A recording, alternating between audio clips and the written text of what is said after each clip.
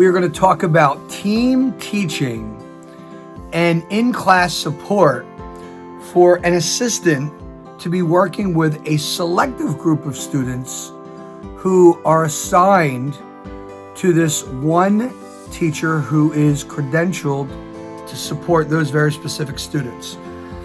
Now, I don't want to get caught into the law because it's just different wherever you are in the world, right? But it's very common that if you had a regular education class, there could in fact be a few students who are of the same type of special ed classification, certain type of learning disability, or having the same homogeneous type of need, and they get the support, all of them, from this one particular teacher. So there's a number of things that have to happen with this model.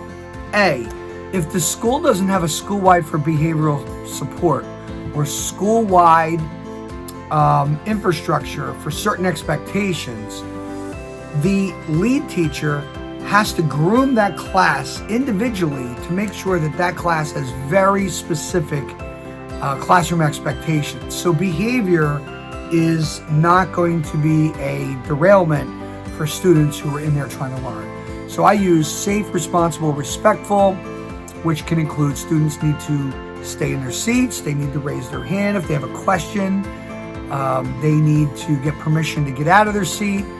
If they're going to even answer a question, they raise their hand. They are respectful to each other. They come in, they go directly to their seats. They can get their things out. They don't walk around the room. We call that sharking. They don't circle the room before they finally decide to sit down. So these are all examples of safe, responsible, and respectful. And if you watch my other videos, you will see how to build an infrastructure in your class, or to do this with an entire school, or even do it with an entire school district where there's multiple schools within a given community. The teacher, this assigned teacher, is typically credentialed, who has a certification for teacher of the handicap, or teacher who is licensed to work with students with disabilities. But with that given group, once the lead teacher has the assistant teacher or in-class support teacher groomed for the classroom expectations, which establishes classroom behavioral management, classroom behavioral control, now we're into the instructional value of the class.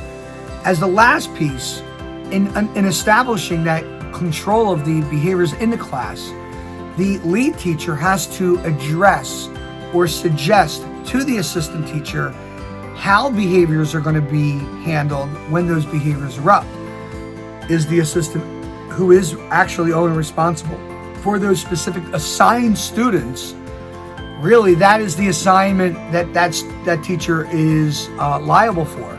So therefore, the lead teacher handles all the other students. But there are many examples where the assistant teacher, the in-class support teacher, can in fact attend to other students because that teacher is in and among the students, all the students in the class, and can address minor behaviors relatively quickly and well without neglecting the students that assistant teacher or in-class support teacher is responsible for. Okay, so behavior is under control. Now we're talking instructional value. The lead teacher has to get the information, the lesson planning, to the assistant teacher, the in-class support teacher, who, let's say that teacher is responsible for 3 students, and all 3 students have a language-based learning disability. Those 3 students are going to need modifications with the work that they get that will not only accommodate but also complement their learning styles, so the instructional value is achieved. If the in-class support teacher does not get those materials soon enough, then the assistant to the class, the in-class support teacher, will not be prepared for those students that the in-class support teacher is responsible for. That is not fair. That is not fair to that teacher, and it could really be detrimental to those kids, let alone we could be violating, special education or administrative law. So we want to make sure that the lead teacher is prepared. We want to make sure the lead teacher is reaching out to the in-class support saying, hey, let me show you what the entire class is getting. And these 3 students who are under your support, supervision, or care, here are the materials so you can prepare them so they can be individualized to each student's individual educational planning, to their specific details or descriptions of how they learn best, etc. Now here's the next piece. Those 3 students, and we're using 3 as an example, those 3 students, if they have very specific learning styles, which then means the lead teacher's teaching, let's say using the whiteboard, the in-class support teacher could be creating other visuals that will help the students differently.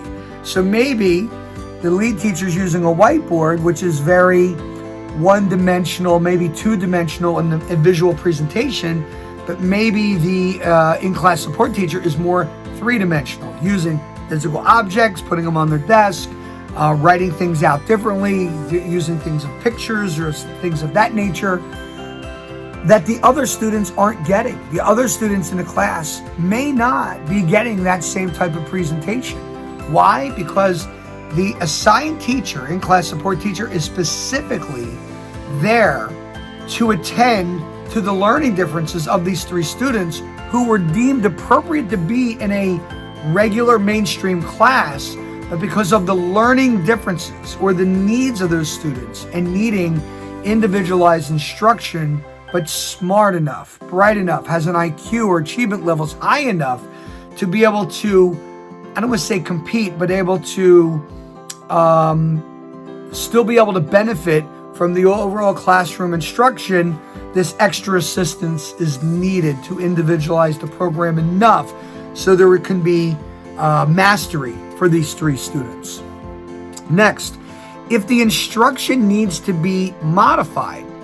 Now, modified is different than accommodating. Well, the way we understand that, and this is just a rule of thumb, so don't get litigious on me and split hairs. But accommodating is easy to understand by we add to. So if we're giving work and we accommodate somebody, we might give them extra time to do the work. When we modify, we don't look to accommodate by giving extra time to do the work. We look to reduce the expectation of the workload to try to get that work done in the same amount of time. For people who are really impaired, or people who are in maybe a class that's super challenging and they're taking that chance, they might need both accommodations and modifications, and that's fine. They might need extra time on the exam, but they also might need a modified exam. Maybe they're only responsible for 70% mastery in order to get an A. All right, so let's talk about, so we give them a test. So where in-class support teachers commonly struggle, I see this all the time. It's very frustrating because, we don't want students to get frustrated.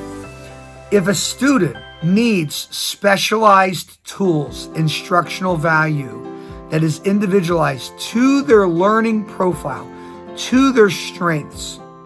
So let's say the kid is blind, so he needs oral presentation. We have to make sure that we test and assess them the same way. That's a very common problem among the educational community. We train people, we groom them with content, we lesson plan to do things that complement their learning style, and then we test them against their learning style. We test them to their weakness. So if they have a visual processing problem, we're doing things more auditorily, and they get it auditorily, well, then we should be testing them auditorily, because if it's science, we want to make sure they have the science knowledge. Not that they're great writers in the class, not that they're great test takers with multiple choice questions, not that they're great open-ended question answerers, right, where they can write a wonderful essay. So we have to think about that. This comes up a lot. And it happens particularly among standardized testing. We have a lot of students who have learning challenges, and the next thing you know, they go from getting all these modifications to taking a standardized test with no modifications, or they're willing to give accommodations, extra time on the test, but they're providing the test in a way that the student doesn't learn or can express themselves to show what they know. Now, keep in mind, as educators, education circles around instructional value, right? That's really the meat and potatoes of it. When students fail, it's an indicator that the educators have failed. When the students succeed or accelerate or achieve, it means the educators have done their job. So we have to look at these exams, these assessments, whether they're quizzes, tests, or exams, as indicators of our success in doing our jobs. So let's go to the last part. So the last part is that we, over time, we call this on the back end. When we're teaching students in real time, which is right here, right now, we want to prepare so in real time, we're ready. Under no circumstance would we ever expect the lead teacher teaching the class, the in-class support teacher with these 3 students now has to run down to the office to make copies. That can't happen. That can't happen. Those 3 students need that teacher there, that support teacher, 24/7. That teacher needs to be there. All the materials are prepared. Now the assessment comes in. Test, quiz, assessment.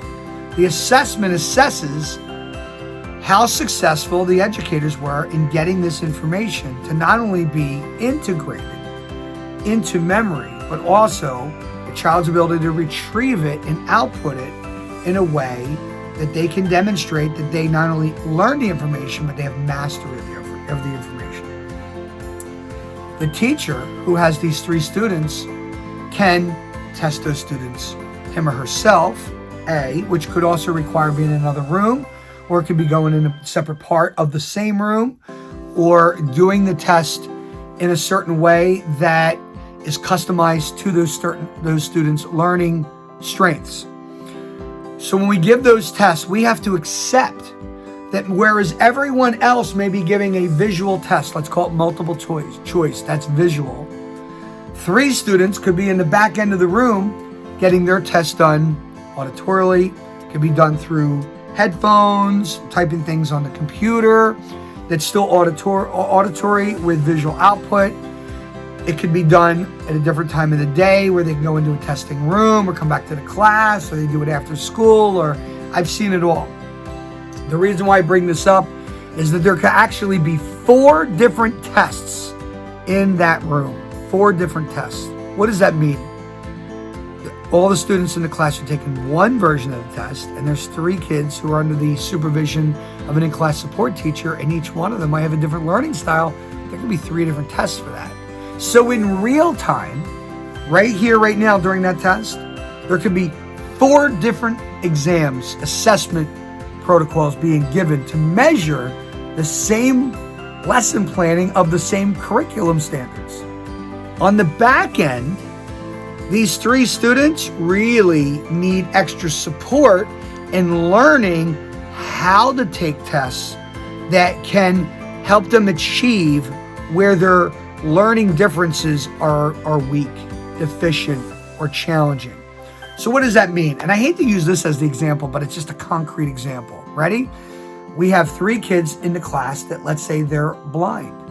So where they've been learning everything orally, because that's how they can bring in the information, whereas everyone else was learning things visually. So the lead teacher is writing on the whiteboard visually. The 3 blind kids are hearing what's being written on the board orally because the lead teacher is emphasizing these details and even saying Roman numeral 1 is, and gives that content. And then it says subset A, which means of that content, this is that information. Then on the back end, each of those 3 students are learning Braille. So the students are learning how to take a visual exam, but that's not going to happen overnight. It could take years. So over time, they're learning how to become more of a visual learner, learning a different visual tactic, different visual technique to compensate for the disability. So one day, everyone will get a written exam, including the 3 blind students who get a visual exam, but it's in Braille. That is our goal. Those are compensatory skills that are built over time. So with people with learning disabilities, students who have language-based learning disabilities can struggle with inferences. So we teach them how to make inferences, but it's not going to happen in a year. It could take 5 years. It could take 8 years. But we have to track them to make sure over time they're learning how to make inferences, or otherwise every single answer on the test looks like it could be correct. and they don't know which one to choose. Or math word problems will be impossible. So think about how the teacher, lead teacher, and the assistant teacher work together. That is a team effort. The lead teacher owns that class. The support teacher owns those 3 students. And I'm using those words, obviously, responsibly with flexibility. That's who they are obligated to. And we want everybody to gain from the instruction. And anytime the student fails, we have failed. So we want to take that very personally and learn from it and figure out what we can do next. And if you're saying, what if it's a motivational problem? Just follow another one of my videos, because I'm going to teach you how to motivate your students as well. Thank you for listening to this. I hope this was helpful, and continue to watch the Dr. Buzz Method.